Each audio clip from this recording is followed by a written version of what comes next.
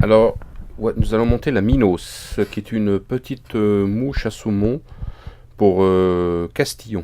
C'est une mouche qui sera montée sur un hameçon numéro 8. Vous pouvez la monter sur du 10, même 12, hein, parce que c'est pour les petits saumons d'été. Donc, cette mouche sera montée sur un hameçon double.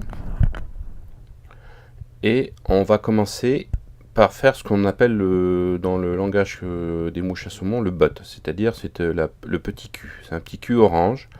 Donc ça sera simplement un petit enroulement de polyfloss orange. Donc on va faire une petite boule ovale un petit peu, ce qui va marquer le cul. Donc là j'utilise de la polyfloss, donc je fais attention à ce que la soie soit bien plate, hein, et que qu'elle ne soit pas torsadée. Donc ça fait des enroulements plus faciles et plus réguliers. Donc là voilà, on a fait ce qu'on appelle le butt. Donc on regarde si c'est bien régulier, bien fait, ok, pas de problème. Donc là, on va continuer en utilisant un fil de montage. Donc je vais reprendre mon montage avec du nanofil. C'est en 002, hein. Donc j'utilise toujours maintenant ce fil parce qu'il est très résistant et quand vous montez sur des petites mouches, même sur des mouches à saumon, c'est comment dire, très pratique parce que vous pouvez faire beaucoup d'enroulements, très solide et sans faire de grosseur.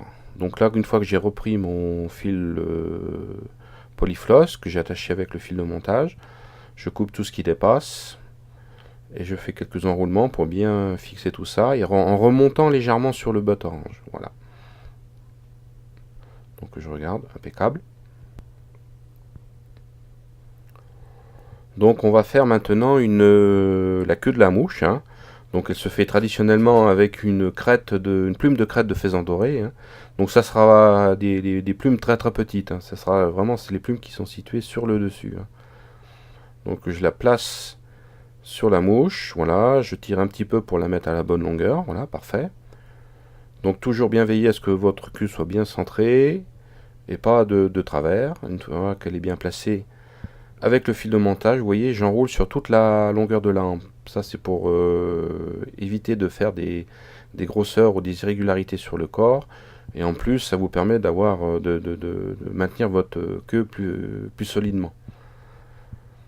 Donc là, je reviens au niveau de la queue de la mouche. Donc on vérifie si c'est bien centré, pas de problème. Je vais prendre du tinsel or ovale, du fin ou du moyen pour ce type de mouche, parce que on est sur hameçon de 8. Et je vais l'attacher dessous. Alors que tout ce qui est en montage de mouche, tout ce qu'on attache, un tinsel, fil, il faut attacher à partir de dessous. Et là, je vais reprendre mon montage avec une polyfloss noire. Donc je vais faire le corps en noir avec une polyfloss. Donc comme j'ai pas besoin du fil de montage, je prends par-dessus. Je coupe tout ce qui dépasse. Voilà. Et maintenant, j'enroule et je fais mes enroulements. Donc ça, c'est simplement des enroulements asperjointifs. Alors il faudra de temps en temps s'arrêter et dévriller votre fil parce qu'au bout d'un moment, il va se torsader. Donc ça va faire un fil rond qui sera très dur et qui sera très difficile à enrouler. Donc de temps en temps, il faut dévriller. Et là, bon, j'accélère un petit peu, hein, pour aller plus vite, pour gagner du temps sur la vidéo. Donc on se place bien juste au niveau de la queue et on revient au niveau de l'œillet. Voilà. Donc vous pouvez faire des corps ovales ou des corps parallèles. Ça, c'est en fonction des goûts du monteur et du pêcheur. Donc une fois que j'ai fini mon corps, je reprends le montage avec mon fil de montage, le nanofil. Voilà. Donc ça, c'est une petite opération, il n'y en a pas pour longtemps. Je bloque bien les fils.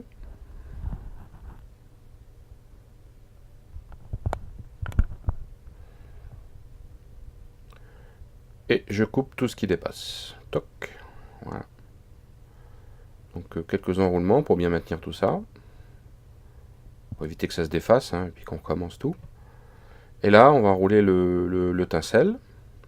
Donc si vous avez un étau rotatif, vous voyez, ça va être plus simple, plus rapide et plus précis, je trouve. Et avec le fil de montage, vous allez bloquer le tinsel. pas avoir peur de serrer. Avec le fil, là, le nanofil, là, vous pouvez serrer, donc vous allez faire très peu de grosseur et des montages très très costauds. Bien sûr, j'arrête toujours mon étincelle en dessous de la hampe. Voilà. Donc là, c'est parfait, c'est rien à dire. Donc on va faire la gorge maintenant. Alors pour faire la gorge, je vais utiliser des fibres de pardot. Pour cela, je prends une plume de pardot. Je vais écarter les fibres pour bien les séparer du rachis. Et je vais arracher tout un côté de fibre en même temps. Ouais, pour une mouche, il faut un côté. Un côté de plume, ça suffit. Ça suffit largement. Donc une fois que j'ai récolté mes fibres de pardot, je les mets dans un égalisateur et je tapote un peu pour bien les aligner. Faut pas oublier qu'on est sur un hameçon de 8-10, donc c'est des petits hameçons, petites mouches. Hein. Donc il faut bien aligner tout ce qui est poils ou fibres. Ça sera beaucoup plus facile à monter. Donc je retourne l'hameçon, et là avec le fil de montage j'attache. Bien serré. Alors il faut, avec votre fil de montage, il faut remonter jusqu'au niveau du corps noir. Parce qu'à ce niveau-là, en attachant le tincelle, tout ça, on fait une petite bosse. Donc quand vous allez placer votre fil de montage à ce niveau-là, les fibres vont décoller du corps, elles vont je dirais, se soulever, s'écarter du corps.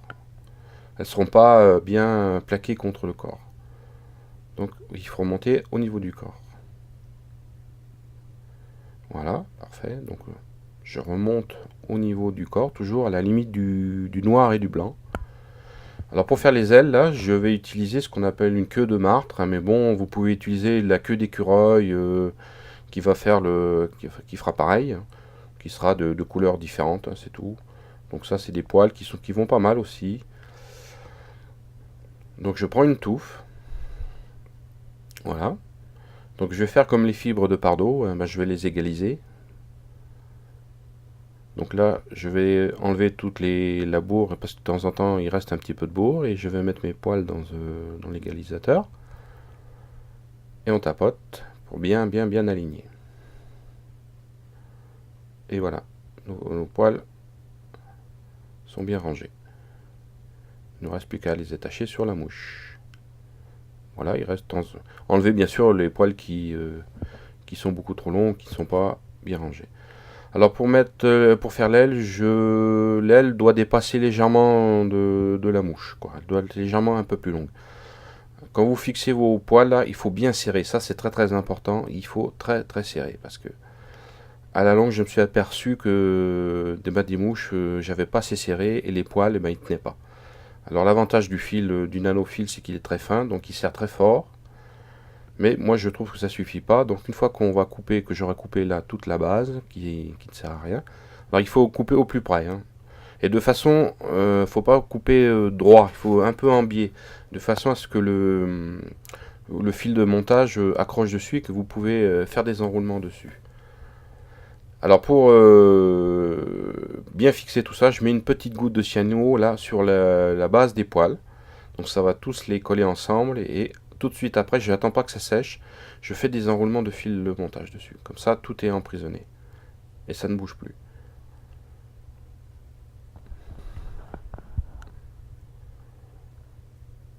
Là, je reprends mon montage avec un fil noir, c'est du 12-0 en fil noir, parce que je finirai ma mouche par une tête noire.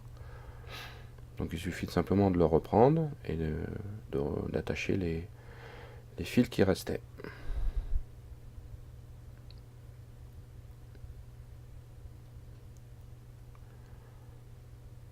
Voilà. Alors toujours bien coupé au plus près, hein, au ras. Et là, il nous reste, on va remonter au niveau de l'aile et de la gorge. Faut que le départ de l'aile et le départ de la gorge soient au même niveau. Alors je vais faire ce qu'on appelle les joues. Alors les joues, je vais les faire avec des plumes de jungle cock. Comme si on est sur des petits hameçons, il faut prendre des toutes petites plumes qui sont au départ des coups. Alors je regroupe, par exemple, je choisis deux plumes identiques. Attention, c'est pas facile. je les mets l'une sur l'autre et je vais enlever toutes les, je dirais toutes les barbules, les fibres qui m'intéressent pas. Donc ça, je le fais les deux plumes en même temps, comme ça, j'aurai les deux plumes identiques. Même longueur et même grosseur. Alors c'est pas facile, là, j'ai les gros doigts, donc on prend son temps, et puis j'enlève un petit coup de ciseau, comme ça me permet d'aller un petit peu plus vite. Voilà, mes plumes sont prêtes. Il ne reste plus qu'à les fixer sur la mouche. Donc on place la plume de Jacob sur le côté, avec le fil de montage on attache. Alors bien enlever ce petit bout là blanc qui reste, parce que si vous le laissez, il va vous embêter pour le reste du montage, et surtout quand vous allez mettre la deuxième plume. Là, pareil, je fais je suis la même voie que pour la première plume. Bien attaché, bien ligaturé, et surtout enlever la petite pointe là qui reste. Là, il me reste plus qu'à finir la tête.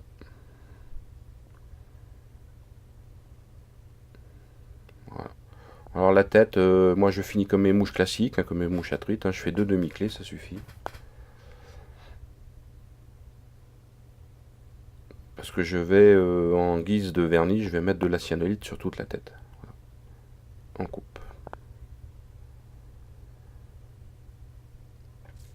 Alors bien, très important, il ne faut pas en mettre uniquement sur le dessus ou sur le dessous, il faut bien recouvrir toute votre tête de cyanolite. Parce que des mouches à saumon, c'est des mouches qui sont quand même, quand vous les lancez, qui sont assez sollicitées. Donc il faut aucun point faible. Donc des fois, moi j'ai vu des mouches où moi j'avais simplement mis un petit peu de cyanolite sur le dessus, mais pas dessous. Et elles s'étaient défaites parce que le fil dessous s'était coupé. Donc bien vernir toute la tête. Ça c'est très important. Voilà, votre mouche est prête. Une belle petite mouche à Castillon, et vous pouvez décliner en 3 tailles, 8, 10 ou 12. À vous maintenant.